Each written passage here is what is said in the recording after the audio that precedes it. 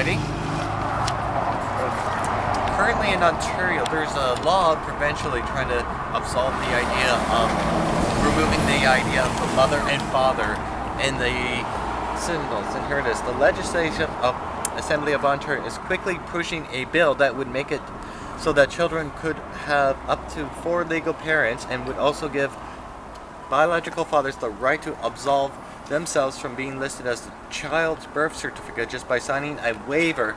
Critics are warning that this Bill 2080, LGBT Families Are Equal Act, was introduced and was seeks non-biological parents the right to be listed on the child's birth record as a parent without spend thousands of dollars on adoption fees and illegal things for be legally recognized and all that.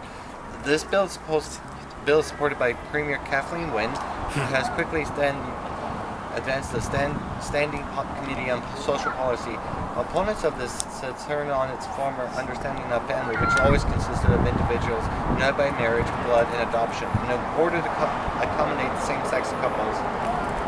Their changing definition of marriage, the bill lists numbers of circumcisions that the terms mother and father should be replaced, like birth parent or parent, and that is just so ungodly, so evil. You have to have father and mother. They're both equally important, but the Bible does state clearly there is a mother and father. Genesis 3:16, the woman said, I will great multiply thy sorrow, thy conception in sorrow. Thou shalt bring forth children, thy Zerah shall be thy husband, and shall rule over thee. Exodus 20 verse 12, honor thy father and thy mother, so that these days may be long upon them, laid upon the Lord thy God given thee. My son, hear the instructions of thy tongue, and forsake not the law of thy mother. Isn't that amazing? This idea that, we can remove a father's role or a mother's role. We have parent, like, why?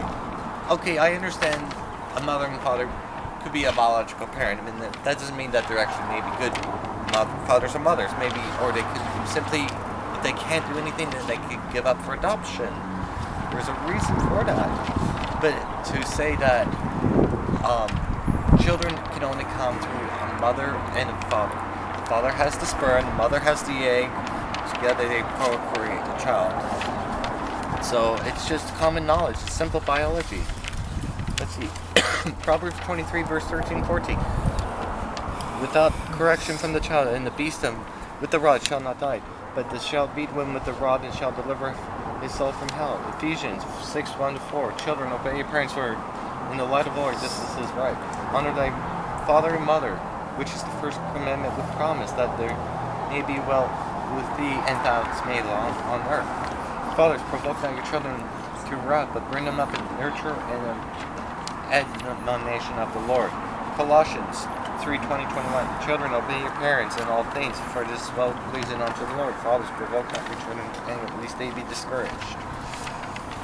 So, I will therefore tell younger women to marry, bear children, guide the house, give none occasion to the adversary to speak reproachfully.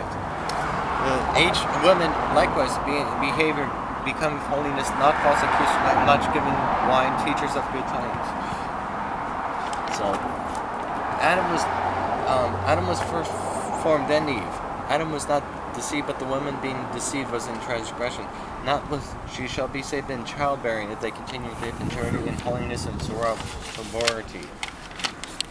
So you see, God created male and female for the reason that they should be together. The two shall be one flesh in marriage, with the results of producing offspring and children.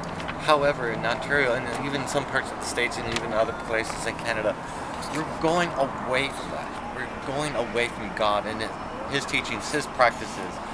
We're trying to surpass it.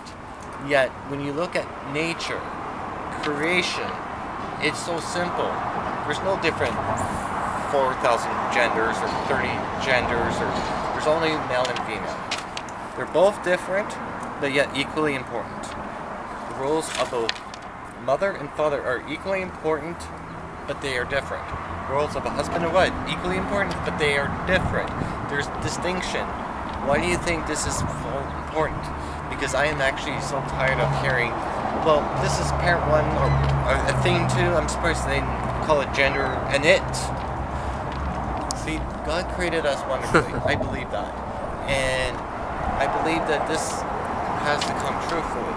Nature shows you everything that it takes a male and female. Even animals will tell you a male and female will still produce an offspring of an animal. Okay, female dog and a male dog together, they'll produce a puppy. A male cat and the female cat produces a kitten. That should be very clear. That should be simple. But yet, for some reason, people, like children, are being taught this at as early as grade 1 or grade 2, and then each year they see to get more into it. And then by the time they get out of high school or going to college, they think, okay, there's thousands of different genders. Meanwhile, there isn't. So I pray that you guys will look into this. I hope you see all the scriptures about this. God bless you. Love you. And brother in Christ, Brother Ray. All right. How do you turn it off?